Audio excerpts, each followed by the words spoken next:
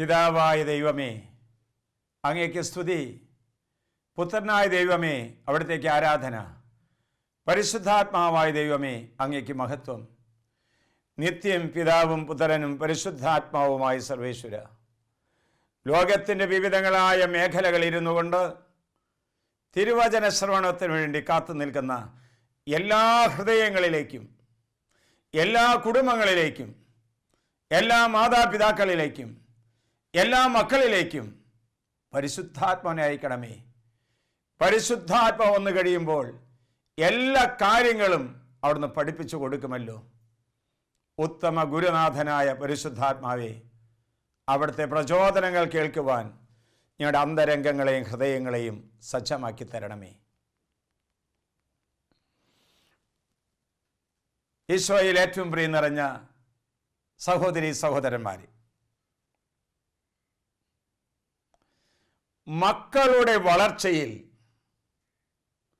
നിർണായകമായ പങ്ക് വഹിക്കുന്നവരാണ് മാതാപിതാക്കൾ, ഗുരുഭൂതർ, വൈദികർ, നല്ല സുഹൃത്തുക്കൾ. മക്കളെ സ്വാധീനിക്കുന്ന ദൈവത്തിൻ്റെ ശക്തിയായ മാതാപിതാക്കളെയും മക്കളെയും കുറിച്ചിട്ടാണ് മുഖ്യമായ പ്രതിപാദ്യം നടക്കുക. ശരീരത്തിലെ രോഗങ്ങൾ വരുമ്പോൾ നല്ല ചികിത്സ കൊടുക്കുന്നത് പോലെ മനസ്സിനും ആത്മാവിനും രോഗം വരുമ്പോൾ നല്ല മരുന്നുകൾ മക്കൾക്ക് നൽകുവാൻ മാതാപിതാക്കന്മാർക്ക് പരിശുദ്ധാത്മാവിൻ്റെ ജ്ഞാനം വേണം. ജ്ഞാനം നിറഞ്ഞ മാതാപിതാക്കന്മാർക്കാണ് അപ്രകാരം പ്രവർത്തിക്കാനായിട്ട് സാധിക്കുക. മക്കളെ, മക്കൾ ദൈവത്തിൻ്റെ ദാനവും സമ്മാനവുമാണ്. ദൈവം നൽകിയ മക്കളെ സ്നേഹപൂർവ്വം സ്വീകരിക്കുക, അംഗീകരിക്കുക. മക്കൾ ആണോ പെണ്ണോ ആയിക്കൊള്ളട്ടെ, അവരുടെ വ്യക്തിത്വത്തെ മാനിക്കുക. മക്കൾ കഴിവുള്ളവരോ കഴിവ് കുറഞ്ഞവരോ ആയിക്കൊള്ളട്ടെ, കറുത്തതോ വെളുത്തതോ ആയിക്കൊള്ളട്ടെ, സൗന്ദര്യമുള്ളവരോ ഇല്ലാത്തവരോ ആയിക്കൊള്ളട്ടെ, വൈകല്യമുള്ളവരോ ഇല്ലാത്തവരോ ആയിക്കൊള്ളട്ടെ, ദൈവകരങ്ങളിൽ നിന്ന് മക്കളെ സമ്മാനമായിട്ട് സ്വീകരിക്കണം. വചനം പറയുന്നു, ജെറമിയ 29:11, കർത്താവ് അരുൾ ചെയ്യുന്നു, നിങ്ങളെക്കുറിച്ച് എനിക്കൊരു പദ്ധതിയുണ്ട്, അത് നാശത്തിന് വേണ്ടിയിട്ടുള്ളതല്ല, ക്ഷേമത്തിനുള്ള പദ്ധതിയാണ്, ശുഭകരമായ ഭാവിയും പ്രത്യാശ നൽകുന്ന പദ്ധതി. ദൈവത്തിന് മാത്രമേ പദ്ധതിയുള്ളൂ മക്കളെ. മനുഷ്യർക്കൊക്കെ അഭിപ്രായങ്ങളും ഇഷ്ടങ്ങളാണുള്ളത്. ദൈവം ഓരോ കുഞ്ഞിനെയും ഓരോ കുടുംബത്തെയും പ്രത്യേകമായ ലക്ഷ്യത്തോടു കൂടിയിട്ടാണ് ഈ ലോകത്തിലേക്ക് പറഞ്ഞയക്കുന്നത്. യഥാർത്ഥമായ ദൈവവിശ്വാസം മക്കൾക്ക് പകർന്നു നൽകിയാൽ മക്കൾ മാതാപിതാക്കളെ ബഹുമാനിക്കും. മക്കൾ മാതാപിതാക്കന്മാരെ സ്നേഹിക്കും. മക്കൾ മാതാപിതാക്കന്മാരെ അനുസരിക്കും. വാർദ്ധക്യത്തിലും സംരക്ഷണം നൽകാൻ സ്നേഹത്തോടെ മക്കൾ കടന്നു വരുന്ന നമുക്ക് കാണാൻ സാധിക്കും. നമുക്കറിയാമല്ലോ, മാതാപിതാക്കളിൽ നിന്നാണ് എല്ലാ സുഹൃതങ്ങളും പുണ്യങ്ങളും നന്മകളും മക്കളുടെ ഹൃദയത്തിലേക്ക് ചൊരിയുന്നത്. എൻ്റെ പ്രിയപ്പെട്ടവരെ, സ്നേഹിക്കാൻ പഠിക്കുന്ന എവിടെന്നാ? മാതാപിതാക്കന്മാരിൽ നിന്നാണ്. ബഹുമാനിക്കാൻ പഠിക്കുന്ന ആരിൽ നിന്നാണ്? മാതാപിതാക്കന്മാരിൽ നിന്നാണ്. ക്ഷമിക്കാൻ പഠിക്കുന്ന ആരിൽ നിന്നാണ്? മാതാപിതാക്കന്മാരിൽ നിന്നാണ്. പങ്കുവയ്ക്കാനായിട്ട് പഠിക്കുന്നതോ മാതാപിതാക്കന്മാരിൽ നിന്നാണ്. കരുണ കാണിക്കാൻ പഠിക്കുന്നതോ മാതാപിതാക്കന്മാരിൽ നിന്നാണ്. പ്രാർത്ഥിക്കാൻ പഠിക്കുന്നത് മാതാപിതാക്കന്മാരിൽ നിന്നാണ്. വിശുദ്ധ കൊച്ചുത്രേസ്യ പറയുന്നു, എൻ്റെ അപ്പൻ്റെ മുഖത്ത് നിന്നാണ് ഞാൻ പ്രാർത്ഥിക്കാൻ പഠിച്ചത്. എൻ്റെ പ്രിയപ്പെട്ടവരെ, ചില മാതാപിതാക്കൾക്ക് മക്കളെ സ്നേഹിക്കണമെന്നുണ്ട്, പക്ഷേ സ്നേഹിക്കാൻ അറിയില്ല. ചില മാതാപിതാക്കൾക്ക് എങ്ങനെ സ്നേഹിക്കണമെന്നറിയാം, പക്ഷേ സ്നേഹിക്കാനായിട്ട് സമയമില്ല. ജോലിയാണ്, അധ്വാനമാണ്, മറ്റു കാര്യങ്ങളിൽ വ്യാപൃതമാണ്. ഒരു ചെടി നട്ടു വളർത്തുമ്പോൾ എന്തുമാത്രം ശ്രദ്ധയും എന്തുമാത്രം താല്പര്യവും എന്തുമാത്രം പരിചരണവും നൽകുന്നുണ്ടോ അതിന് അനുഗുണമായിട്ടാണ് ആ ചെടി വളരുക. ഇതുപോലെ തന്നെയാണ് മക്കളും.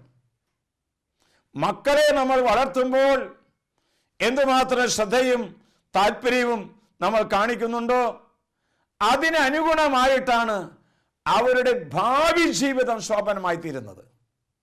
സക്കറിയായുടെ പുസ്തകം 9-ാം അധ്യായം 8-ാം വാക്യം, ആരും കയറി ഇറങ്ങി നടക്കാതിരിക്കാൻ ഞാൻ എൻ്റെ ഭവനത്തിന് ചുറ്റും പാളയമടിച്ച് കാവൽ നിൽക്കും.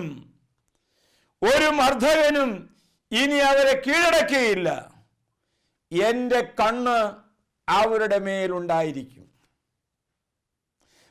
ദൈവത്തിൻ്റെ കണ്ണ് ഓരോ കുടുംബത്തിന് മേൽ ഉണ്ടാകുന്നത് പോലെ മാതാപിതാക്കന്മാരുടെ കണ്ണ് ഓരോ മക്കളുടെ മേലും ഉണ്ടായിരിക്കണം. അവർ പോകുന്നത്, അവർ പഠിക്കുന്നത്, അവർ കൂട്ടുകൂടുന്നത് എവിടെയാണെന്ന് ഓരോ അപ്പനും അമ്മയ്ക്കും അറിവുണ്ടാകണം. നമ്മൾ കാണാറില്ലേ, ദൈവാലയത്തിൽ പോകുമ്പോഴും വിദ്യാലയത്തിലേക്ക് പോകുമ്പോഴും പ്രത്യേകമായ താല്പര്യം ഉണ്ടായിട്ടും എന്തേ മക്കൾ തെറ്റിപ്പോകുന്നത്? എന്തേ മാതാപിതാക്കന്മാർക്ക് കണ്ണീര് കുടിപ്പിക്കുന്നത്? കുറച്ചു പേരെങ്കിലും, ചില മക്കളെങ്കിലും മാതാപിതാക്കന്മാരെ ശത്രുക്കളെ പോലെ കാണുന്നത് എന്തുകൊണ്ടാ? അപ്പന്റെ അമ്മയുടെയും കണ്ണും ശ്രദ്ധയും താല്പര്യമൊക്കെ ഉണ്ടായിട്ട് എന്തേ ഇപ്രകാരം സംഭവിച്ചു പോകുന്നത്? പ്രിയപ്പെട്ടവരെ, ചില മക്കളെ കണ്ടിട്ടുണ്ട്, തോന്നിയ സമയത്ത് വരുന്നു, തോന്നിയ സമയത്ത് പോകുന്നു. അപ്പനോ അമ്മയോ എന്തെങ്കിലും ഒന്ന് പറഞ്ഞാൽ പിന്നെ അവിടെ ഭൂകമ്പമായി. ഒരക്ഷരം മാതാപിതാക്കന്മാർക്ക് സംസാരിക്കാനായിട്ട് അവകാശമില്ല. അതെന്റെ ഇഷ്ടം, അതെന്റെ താല്പര്യം, നിങ്ങളൊന്നും എൻ്റെ കാര്യത്തിൽ ഇടപെടേണ്ട. ഇങ്ങനെയല്ലേ നമ്മൾ കേൾക്കാറ്? ഒരിക്കൽ കോളേജ് വിട്ട് വന്ന തൻ്റെ മകളോട് അമ്മ പറഞ്ഞു, എന്തേ മോളെ ഇന്ന് നേരം വൈകിയല്ലോ, നിന്റെ കൂട്ടുകാരികളൊക്കെ നേരത്തെ പോകുന്നു കണ്ടല്ലോ, എന്തേ നീ ഇത്ര നേരം വൈകിയത്? അമ്മ അവളെ ശകാരിച്ചു. അപ്പൻ അത് ശരിവെച്ചു. അവൾക്കത് ഒട്ടും രസ്യമായില്ല, ഇഷ്ടപ്പെട്ടില്ല. അവളുടെ കയ്യിലിരിക്കുന്ന ഫോൺ എടുത്ത് ആരെയെ വിളിച്ചു. ഏതാനും സമയം കഴിഞ്ഞപ്പോൾ വീടിന്റെ ഗേറ്റിന്റെ അവിടെ അവളുടെ കാമുകൻ എത്തിച്ചേർന്നു. അവൾ ഒരു ചെറിയ ബാഗ് തോളിലിട്ടിട്ട് അമ്മയോട് വന്ന് പറഞ്ഞു, ഇനി ഞാൻ ഇവിടേക്ക് വരണമെങ്കിൽ അപ്പൻ വന്ന് എന്നോട് മാപ്പ് പറയണം. അവൾ ഇറങ്ങിയേ പോയി. അമ്മ പറഞ്ഞു, സാരല്ലടി മോളെ. അവളൊന്നും കൂസാതെ ഇറങ്ങിപ്പോയി. സന്ധ്യയായിട്ടും മകളെ കാണാതെ ആയപ്പോൾ അമ്മയുടെ നെഞ്ചു കിടന്ന് പിടയ്ക്കാൻ തുടങ്ങി. അപ്പൻ ജോലി കഴിഞ്ഞ്, കൂലിവേല കഴിഞ്ഞ് വന്നപ്പോൾ പറഞ്ഞു, ഇങ്ങനെയൊക്കെ സംഭവിച്ചു. അമ്മ പറഞ്ഞു, മോളെ പോയി ഒന്ന് വിളിക്ക്. ഹൃദയം പൊട്ടുന്ന വേദനയോടെ, നെഞ്ചുരുകുന്ന സങ്കടത്തോടെ തൻ്റെ മകൾ താമസിക്കുന്ന കാമുകന്റെ വീട് ലക്ഷ്യമാക്കി അപ്പൻ യാത്രയായി. അവിടെ ചെന്നപ്പോൾ വീട്ടിൽ അവരെല്ലാവരും കൂടിയിട്ടുണ്ട്. അപ്പനെ കണ്ട മാത്രയിൽ അമ്മ പറഞ്ഞു, ഇത്രയും പ്രായമായ മക്കളോട് ഇങ്ങനെയൊന്നും സംസാരിക്കാൻ പാടില്ലാത്തതായിരുന്നു. അപ്പൻ അതൊന്നും ഗമനിച്ചില്ല. തൻ്റെ മകളല്ലേ എന്ന് വിചാരിച്ച് അവളുടെ അടുത്ത് എന്നിട്ട് പറഞ്ഞു, അമ്മ പറഞ്ഞപ്പോൾ നിനക്ക് വിഷമായി അല്ലേ? അപ്പൻ നിന്നോട് മാപ്പ് ചോദിക്കുക. വാ, നമുക്ക് നമ്മുടെ വീട്ടിലേക്ക് പോകാം. പോയ മോളെ, നമ്മുടെ വീട്ടിലേക്ക് നമുക്ക് പോകാം. എൻ്റെ പ്രിയപ്പെട്ടവരെ, അവൾ അപ്പൻ്റെ മുഖത്ത് നോക്കിയിട്ട് പറഞ്ഞു, ഞാൻ വീട്ടിലേക്ക് വരുന്നില്ല. അപ്പൻ വീണ്ടും അവിടെ കാൽക്കൽ പിടിച്ചിട്ട് പറഞ്ഞു, വായ മോളെ, അമ്മ വിഷമിച്ചിരിക്കുകയാണ്, ഞാൻ ആ വീട്ടിലേക്ക് വരുന്നില്ല. കണ്ണീരും കൈയുമായിട്ട് അപ്പൻ അവിടെ നിന്ന് ഇറങ്ങി. വേദനയോട് കൂടിയിട്ട് അപ്പൻ അവിടെ നിന്ന് ഇറങ്ങി. അപ്പൻ്റെ സങ്കടം എന്തുമാത്രമാണെന്ന് നമുക്ക് വർണ്ണിക്കാൻ സാധ്യമല്ല. പ്രിയപ്പെട്ടവരെ, ഇതൊരപ്പന്റെ വേദനയല്ല, ഒരമ്മയുടെ വേദനയല്ല. ഈ ശുശ്രൂഷയിൽ പങ്കെടുക്കുന്ന അനേകം അപ്പന്മാരുടെയും അമ്മമാരുടെയും വേദനയാണ്. ബഹുഭൂരിപക്ഷത്തിന്റെ കണ്ണുനീരാണിത്. എത്രയെത്ര കുടുംബങ്ങളാണ്, എത്രയെത്ര ഭവനങ്ങളിലാണ് കണ്ണീരും കൈയുമായിട്ട് അപ്പനും അമ്മയും കഴിയുന്നത്. യോഹന്നാന്റെ സുവിശേഷം 13-ാം അധ്യായം 1-ാം വാക്യത്തിലൂടെ നമ്മെ ഓർമ്മപ്പെടുത്തുന്നു, ലോകത്തിൽ തനിക്ക് സ്വന്തമായിട്ടുള്ളവരെ അവൻ സ്നേഹിച്ചു, അവസാനം വരെ സ്നേഹിച്ചു. ലോകത്തിൽ തനിക്ക് സ്വന്തമായിട്ടുള്ളവരെ അവൻ സ്നേഹിച്ചു, അവസാനം വരെ സ്നേഹിച്ചു. എൻ്റെ പ്രിയപ്പെട്ട മക്കളെ, പകരം വയ്ക്കാൻ പറ്റാത്ത ഉത്തരവാദിത്വമാണ് അപ്പൻ്റെയും അമ്മയുടേത്. അപ്പൻ അപ്പനാകണം, അമ്മ അമ്മയാകണം. അപ്പന്റെ സ്ഥാനത്ത് അപ്പൻ തന്നെ വേണം കേട്ടോ. അമ്മയുടെ സ്ഥാനത്ത് അമ്മ തന്നെ വേണം കേട്ടോ.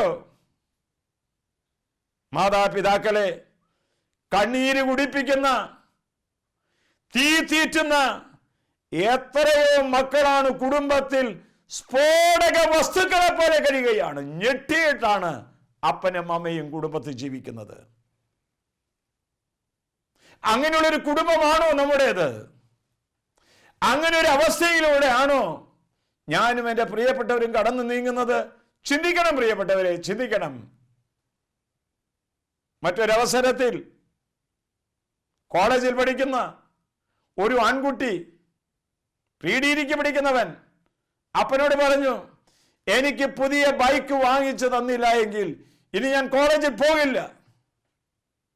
എൻ്റെ കൂട്ടുകാർക്കൊക്കെ നല്ല ബൈക്കുണ്ട്, എനിക്കതില്ല. അപ്പം പറഞ്ഞു, മോനെ ഇത് പാസ്സാവട്ടെ, അത് കഴിഞ്ഞിട്ട് വാങ്ങിച്ചു തരാം, നീ തിരക്ക് പിടിക്കല്ലേ, നമുക്ക് അവരെ പോലെ കാശൊന്നുമില്ലല്ലോ മോനെ. അതൊന്നും എനിക്കറിഞ്ഞുകൂടാ.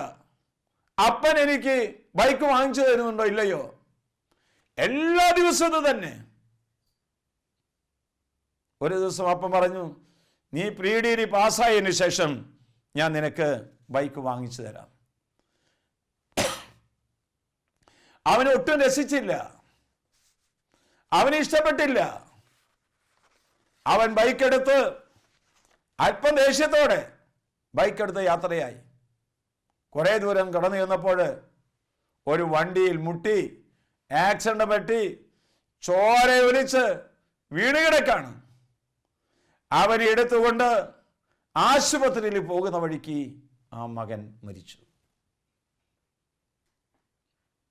അപ്പൻ കിടന്ന് കരയുന്ന ഇപ്രകാരമാണ്, എടാ മോനെ, നിന്റെ നന്മയ്ക്ക് വേണ്ടിയിട്ടല്ലടാ മോനെ അപ്പൻ ഇത് പറഞ്ഞത്. അപ്പനിത് സഹിക്കാൻ പറ്റുന്നില്ല കുട്ടാ. ശവമഞ്ചത്തിന്റെ മുമ്പിൽ നിന്നുകൊണ്ട് പൊട്ടിക്കരയുന്ന അപ്പൻ, എടാ മോനെ, നിന്റെ നന്മയ്ക്ക് വേണ്ടിയിട്ടല്ലടാ ഞാനിത് പറഞ്ഞത്, നീ എന്താടാ ഇങ്ങനെ ചെയ്തത്? അപ്പനിത് സഹിക്കാൻ പറ്റുന്നില്ല മോനെ. എൻ്റെ പ്രിയപ്പെട്ട മക്കളെ, മാതാപിതാക്കളെ തോൽപ്പിക്കുന്ന മക്കളെ ഞാൻ കണ്ടിട്ടുണ്ട്. കുടുംബങ്ങളിൽ കണ്ണുനീർ പുഴ ഒഴിക്കാൻ വേണ്ടി മാത്രം ജീവിക്കുന്ന ചില മക്കളെ കണ്ടിട്ടുണ്ട്. എത്ര പറഞ്ഞിട്ടും മക്കൾക്ക് മനസ്സിലാകുന്നില്ല.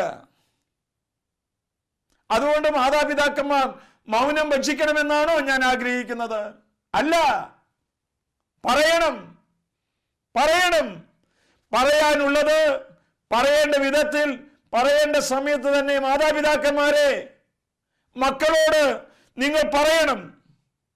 മക്കൾ ഒച്ച വയ്ക്കും, ഭയപ്പെടുത്തും എന്ന് പറഞ്ഞുകൊണ്ട് ചില മാതാപിതാക്കന്മാർ മിണ്ടില്ല. അത് മക്കളെ നശിപ്പിക്കുന്ന ഒരു സ്വഭാവ രീതിയാണത്. എൻ്റെ പ്രിയപ്പെട്ടവരെ, മക്കളുടെ ഭീഷണിയുടെ മുമ്പിലും കണ്ണുനീരിന്റെ മുമ്പിലും പേടിച്ച് ഓച്ചാനിച്ച് നിൽക്കുന്ന ചില മാതാപിതാക്കന്മാരുടെ മൗന സങ്കടങ്ങൾ കേട്ടതുകൊണ്ടാണ് ഞാൻ ഈ അനുഭവങ്ങൾ നിങ്ങളുമായി പങ്കുവെച്ചത്. മക്കളെ സ്വാധീനിക്കുന്ന ദൈവത്തിന്റെ ശക്തികളാണ് ഓരോ മാതാപിതാക്കന്മാർ.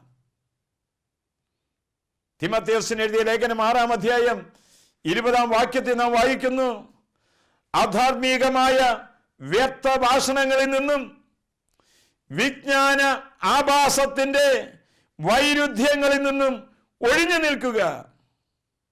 ഇവയെ അംഗീകരിക്കുന്നത് മൂലം ചിലർ വിശ്വാസത്തിൽ നിന്നും തീർത്തും അകന്നു പോയിട്ടുണ്ട്.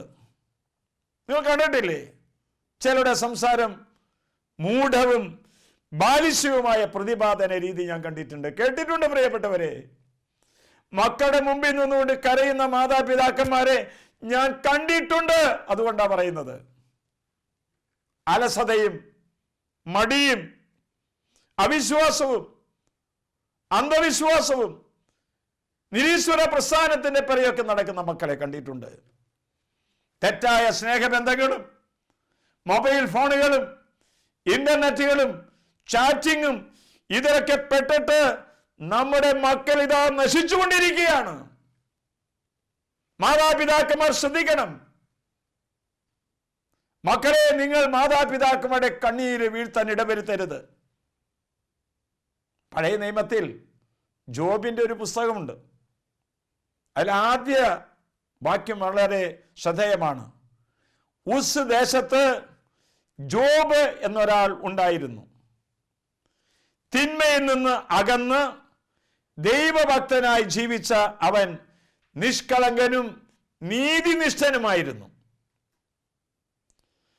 അവന്റെ പുത്രന്മാർ തവണ വെച്ച് ജീവിത ദിവസങ്ങളിൽ തങ്ങളുടെ വീടുകളിൽ വിരുന്ന് സൽക്കാരങ്ങൾ നടത്തുമായിരുന്നു. സൽക്കാരം കഴിയുമ്പോൾ മക്കൾ പാപത്തിലേക്ക് വീണിട്ടുണ്ടാകുമോ എന്ന് വിചാരിച്ചിട്ട് ജോബ് അവരെ വിളിച്ച് വിശുദ്ധീകരിക്കുകയും അതിരാവിലെ എഴുന്നേറ്റ് ഓരോ പുത്രന് വേണ്ടി ദഹനബലി അർപ്പിക്കുകയും ചെയ്യുമായിരുന്നു.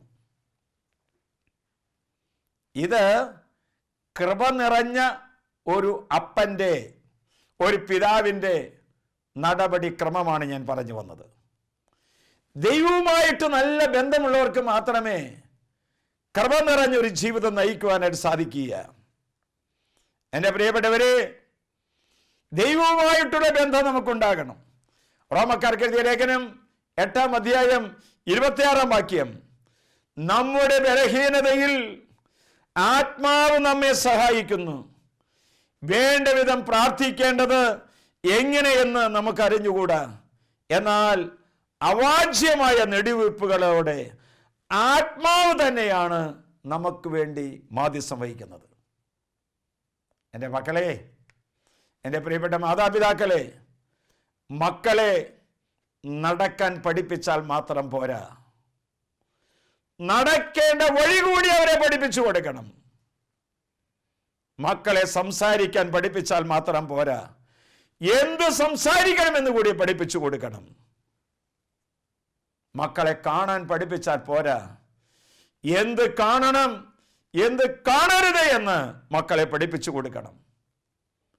ഉന്നതമായ വിദ്യാഭ്യാസം നൽകിയാൽ മാത്രം പോരാ, അവർക്ക് ഉന്നതമായ സ്വഭാവം കൂടി പകർന്നു കൊടുക്കണം. വില കൂടിയ വസ്ത്രങ്ങൾ വാങ്ങിച്ചു കൊടുത്താൽ മാത്രം പോരാ, അവർക്ക് ജീവിതത്തിന്റെ മൂല്യവും ശരീരത്തിന്റെ വിശുദ്ധിയും പറഞ്ഞു കൊടുക്കണം.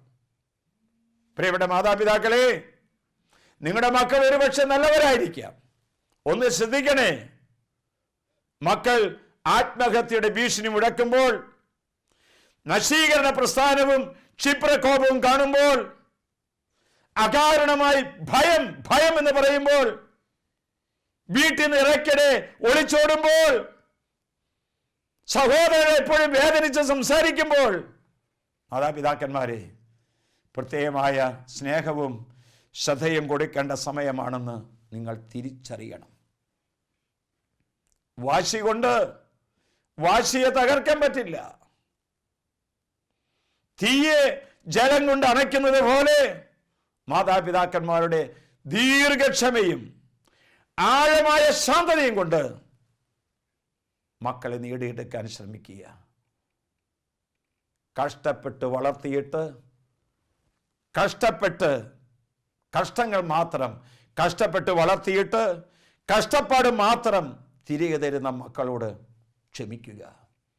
മക്കൾക്ക് വേണ്ടി കരമുയർത്തി പ്രാർത്ഥിക്കുക.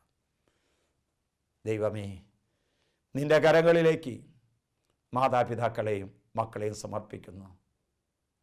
ആത്മീയമായ ജ്ഞാനം കൊടുത്ത് ശരിയായ തീരുമാനങ്ങൾ എടുക്കുവാൻ ഓരോരുത്തരെയും സഹായിക്കണമേ. ആമീൻ.